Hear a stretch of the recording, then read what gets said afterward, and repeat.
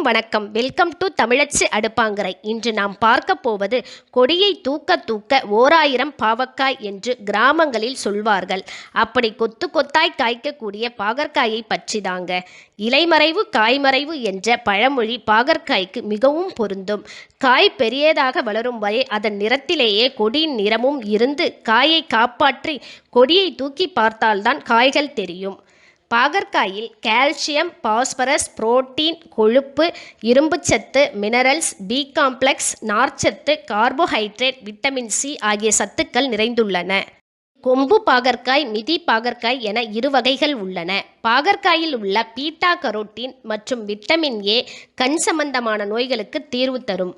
Vitamin C மற்றும் anti accident கண்களை பாதுகாக்க உதவுகிறது.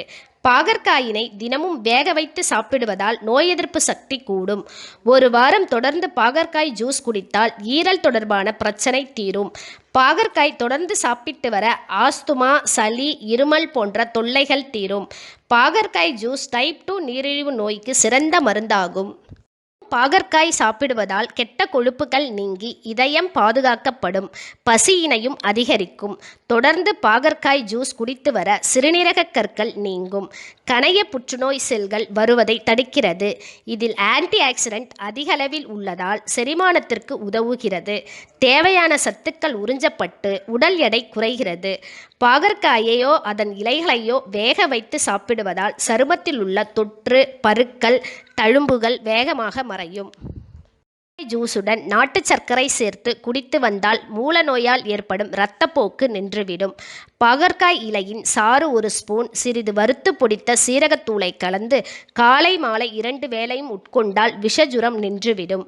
பாகற்காய் வெல்லத்துடன் சேர்த்து சமைத்து சாப்பிடலாம். பாகற்காய் வெங்காயம் தக்காளியுடன் சேர்த்து தொக்கு செய்தும் சாப்பிடலாம். பாகற்காய் டீப் ஃப்ரை செய்து சாப்பிட ருசியாக இருக்கும்.